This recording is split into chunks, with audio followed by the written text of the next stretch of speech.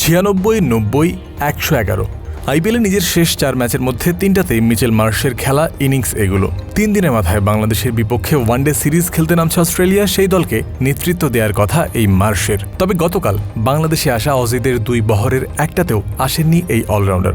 আসার কথা তবে আসেননি এমন আরও একজন আছেন, ট্রাভিস হেড। প্রশ্ন তাই উঠেছে তখন থেকেই। অস্ট্রেলিয়ার সংবাদ মাধ্যম কোড স্পোর্টস জানিয়েছে এর কারণও। ওয়ানডে সিরিজের প্রথম ম্যাচে খেলবেন না মার্শ, আর একটা ম্যাচেও অজিরা পাচ্ছে না ট্রাভিস হেডকে। 5+ স্টার রেটিং প্রাপ্ত দেশের সর্বোচ্চ বিদ্যুৎ সাশ্রয়ী ওয়ালটন এসি। স্মার্ট কমফোর্ট এখন নেক্সট লেভেলে।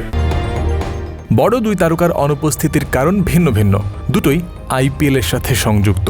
লখনৌ সুপার জায়ান্টসের হয়ে আইপিএল খেলার সময় চোটে পড়েছিলেন মিচেল, যে কারণে পাকিস্তানের বিপক্ষে সিরিজেও খেলতে পারেননি তিনি।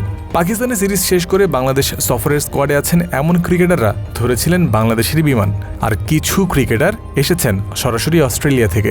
নিজের দেশ থেকে আসা ক্রিকেটারদের সাথেই মার্শ আসতেন যদি সব ঠিক থাকতো, তবে তার চোট বাদ সেধেছে তাতে। ওয়ানডে সিরিজের দ্বিতীয় ম্যাচ থেকেই তাকে পাওয়া যাবে বলেও জানা গেছে।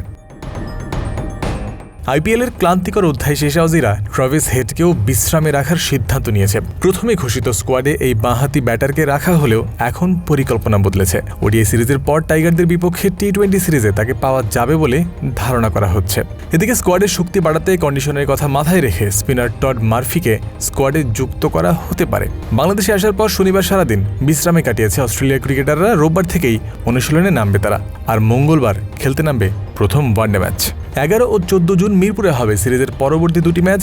গত নিউজিল্যান্ড সিরিজের মতো এবারও ওয়ানডে ম্যাচগুলো শুরু হবে সকাল 11টায়। পরবর্তী পর্ব চট্টগ্রামে 17, 19 ও 21 জুন টি20 সিরিজের ম্যাচগুলো অনুষ্ঠিত হবে সাগরিকায়। ধারা বজায় রেখে এই ম্যাচগুলো শুরু হবে দুপুর 2টা থেকে। প্রথম ওয়ানডেতে মার্শের অবর্তমানে অস্ট্রেলিয়ার অধিনায়কত্ব করতে পারেন জশ ইংলিশ। জয়ন্ত বিন্দু, ক্রিক ফ্রেন্সি।